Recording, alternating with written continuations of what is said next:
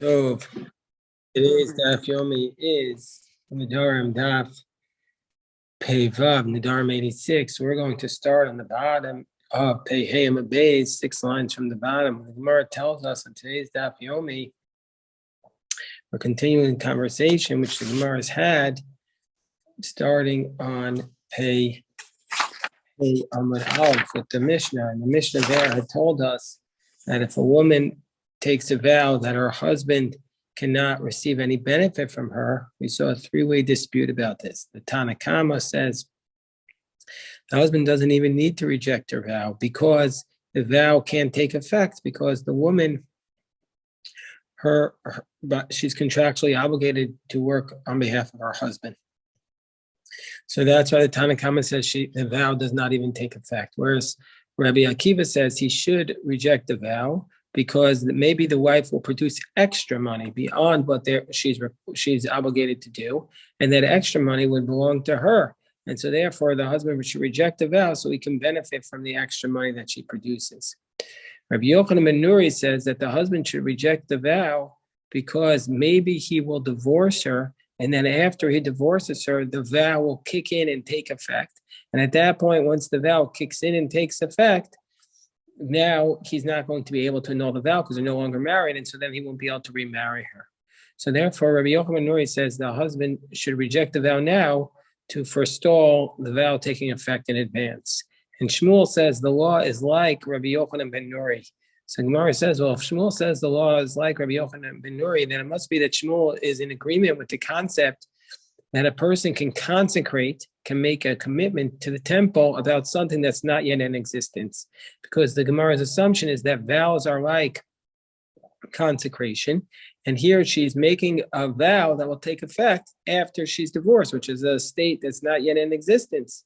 And she's doing and so therefore the vow will take effect after and about her work, which is not yet in existence. So the work is always not in existence, but it's about a state which is not yet in existence, that she's going to be divorced. And so therefore we see from here that Shmuel saying you can be makdish. Shmuel, when he rules like Rabbi Yochanan ben Nuri, it must be that he's saying that Shmuel says you can consecrate something that's not yet in existence. The difficulty with this is that when elsewhere the Shmuel says the halacha is like Rabbi Yochanan Asan or Rabbi Yochanan the shoe man, who says that a person cannot be makdish davar shalaboam, that a person cannot consecrate something that's not yet in existence. So in yesterday's daf yomi, the Gemara tried to figure out a solution. And today's daf yomi, the Gemara is going to suggest a second solution. The Gemara tells us on the bottom of 85b that Rav Huna Bar Rav Yeshua says, so the woman is not saying that you can't have any benefit from the work of my hands. She's saying you can't benefit from my hands, and my hands are actually in existence. She's saying Yikachu Yadai was saying the Yadayim Isnu Bahom. It's not something that's not yet in existence because her hands are currently in existence at this point. And so since her hands are currently in existence, therefore she can make the vow on her hands that he cannot benefit from them at that point after she's divorced. So the Gemara says, but why does this work? Her hands, how can she make a vow that her husband cannot benefit from her hands? There's a lien on her hands. Her hands have to produce money on behalf of the marriage. She has, the Gemara told us 5 selah in Judah, 10 selah in Galilee. That's her obligation. So how is she able to make the vow on her hands, which are in existence? So the Gemara explains the Amar L'chi Megarsha. She says, no, once I get divorced, then my hands will be consecrated to heaven, and so that you won't be able to benefit from the work of my hands. So, but the Gemara says, but he has a lien on her right now, and Hashta Miyas Lo Megarsha. But right now, she's not divorced. So how can he make this vow? How could she make this vow? Right now, she's not divorced. The Gemara explains, the Gemara strengthens the question. How do we know if she makes a vow now and says that when I get divorced, the hands will take effect? Why do we think that if she says this, it's actually an effective vow? And the Gemara Hey, Vav Amid Aleph at the top of 86a explains. Amar Rabbi Eli, Rabbi Eli says, just like if somebody says to his friend, this field which I will sell to you, when I purchase it from you,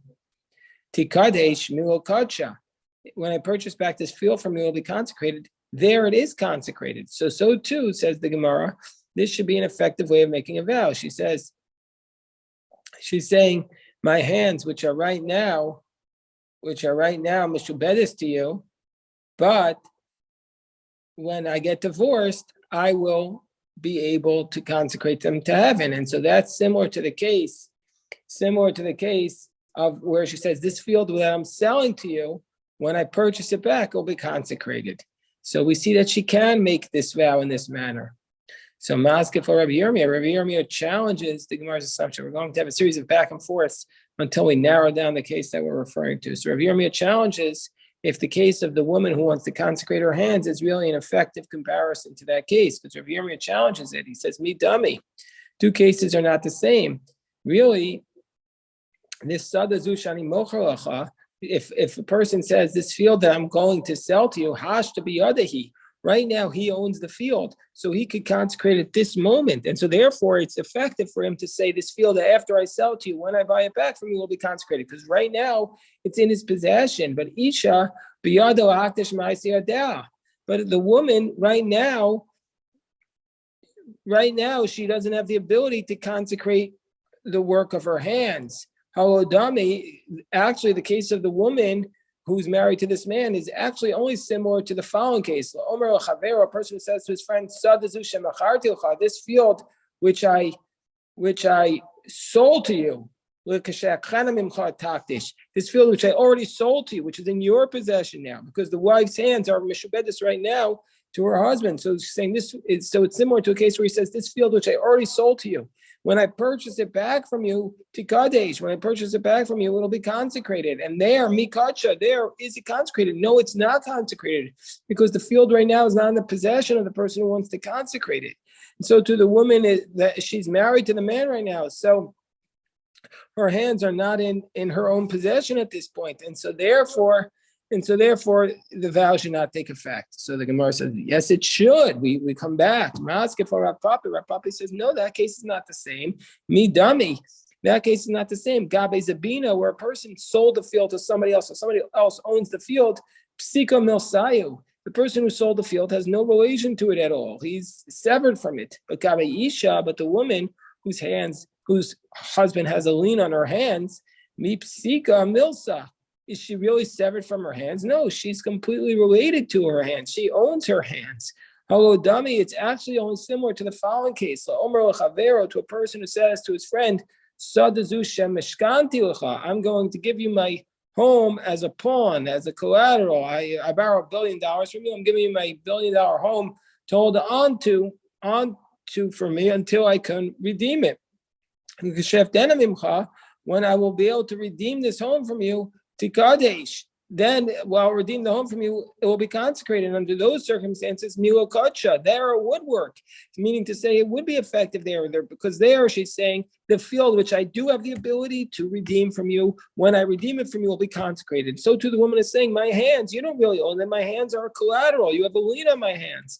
And so therefore, when I am no longer in this state of being mishubedes to you, when we're divorced, I'll be able to consecrate my hands, and so therefore it's effective. The Gemara says, no, it's a totally different case. The two cases are not the same. Why? Sada biyado, if those sell a field, if your field has a lien on it from the bank, you have the ability to pay off the bank, and then your field is yours, and so then you could consecrate it. So it's all under your control, your possession. Isha biyado is garish. A woman doesn't have the ability to divorce herself. The husband has to divorce her. Rabbinically, we say she has to accept it, but even that, she can't force the get. We see this problem. We see this problem all the time today with agunot who want to get divorced, and their husband refuses to divorce them. So the woman doesn't have the ability to be divorced. So on her own. So rather, what is this case similar? Holodamia, this case is still similar to a case. The case of a woman is similar to the following case. A person who says, I gave you my field as a collateral for 10 years, means say you cannot redeem the field for the next 10 years. The bank gives you a loan and says you can't pay off the loan until 10 years from now. So under those circumstances, where a person says, this field which I gave to you for 10 years, after 10 years, I will redeem it from you, and then it will be consecrated. And that is an effective way. So why don't we say this woman who right now she's not released from her vow, this woman who right now she's divorced, she has no ability to redeem herself, but she will eventually get divorced. And so then at that point, it's like this case of the person who has the collateral for 10 years who can say that after I redeem it, it'll be consecrated. So the Gemara says, Maska for Rav Ashi says the two cases are not the same. Even I don't even understand why the Gemara has a havamina that they might even be the same.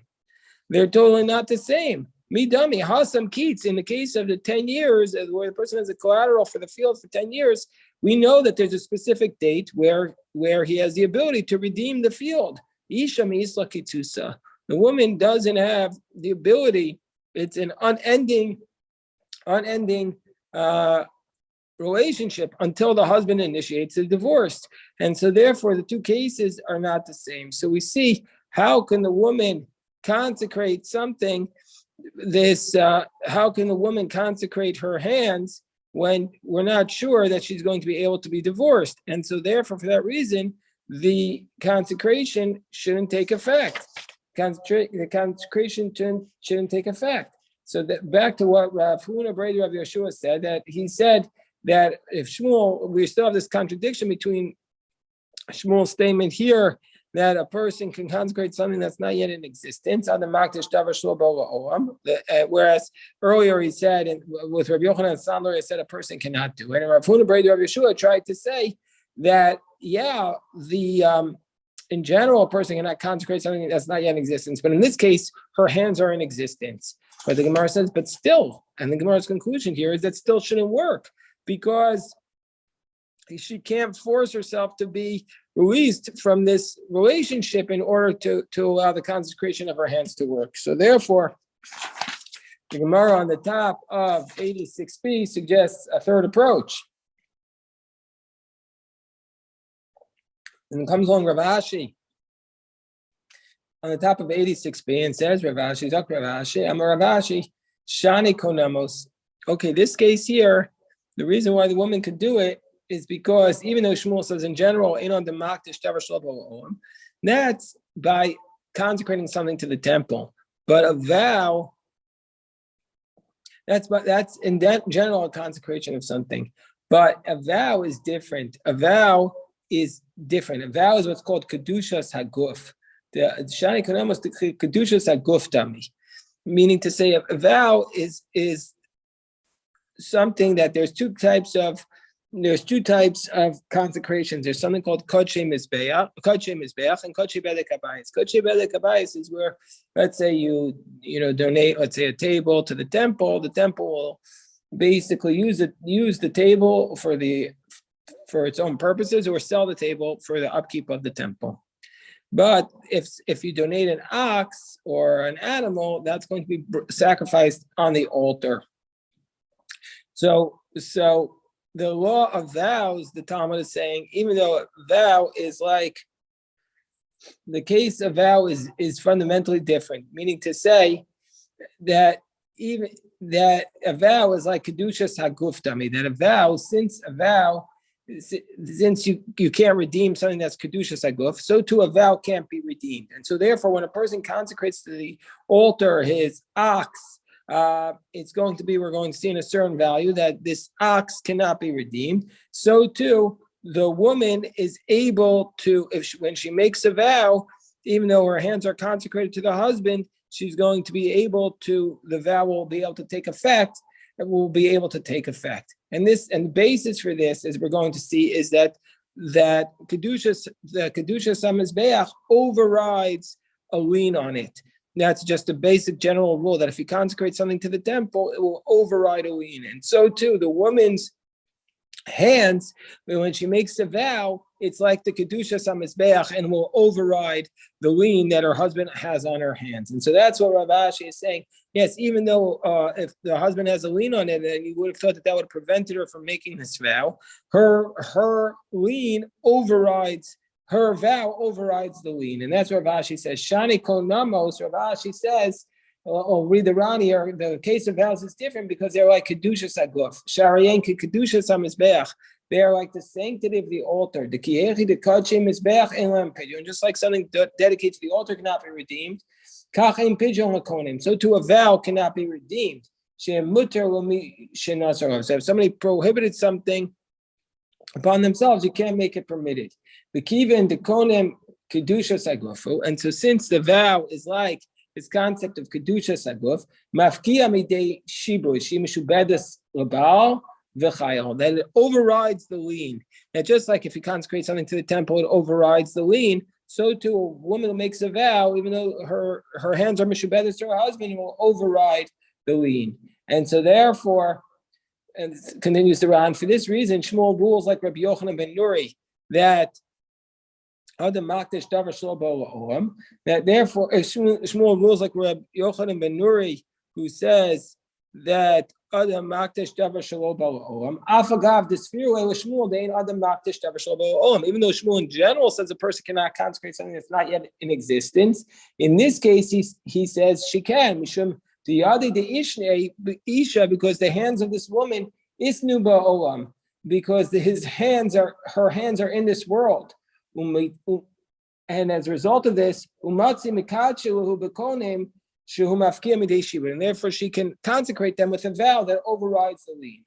So that's basically Rav Ashi's answer. Again, Rav Ashi's answer is that in this case, even though the husband has a lien on them, she can consecrate the hands because the vow overrides the lien, because the vow is like a consecration to the temple. And this goes in accordance with the principle of Rava. The Amar Rava taught hektish chametz v'shechor mafkia midei shiba. There are three categories which override a lien. Hektish, something consecrated to the temple. Now here's a debate amongst the Rishonim. What type of hektish? Rashi says only kedusha saguf, only if you sanctify something to be sacrificed on the temple, an animal, for example, does it override. But other hektish, like kedusha spedikabayis, doesn't. But other Rishonim say no, it applies to all hektish.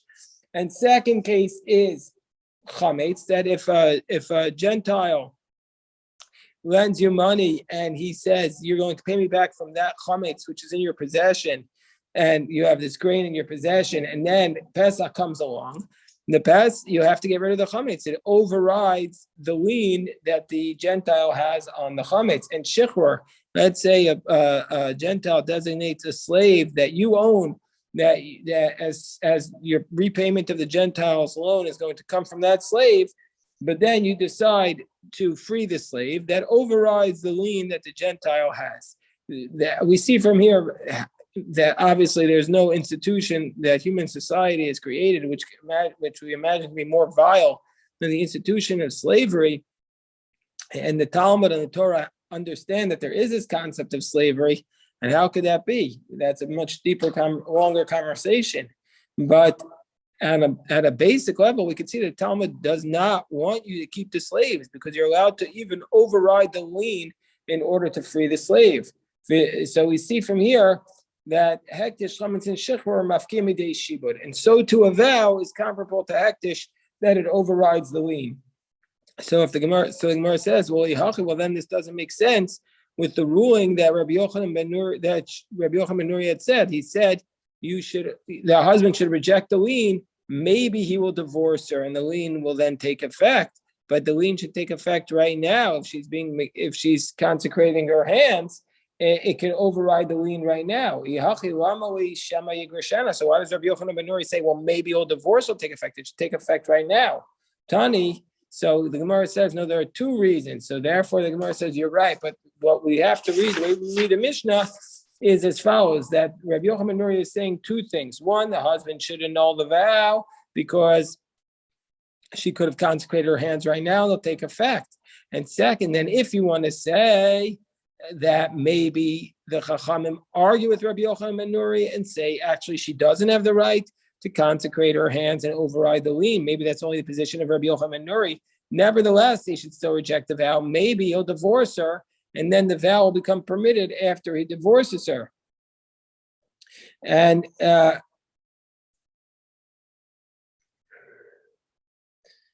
so therefore, for this reason, he should reject the vow now. So that's what our Gemara is saying. So now we go on to the Mishnah. Says the Mishnah, Nadra Ishto.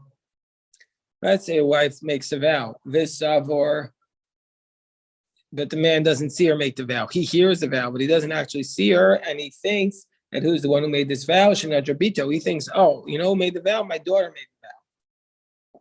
Or Nadrabito, let's say his daughter makes the vow, Visavor Shanadra Ishto, and he thinks it's his wife making the vow. So he's rejecting the vow, but he doesn't actually.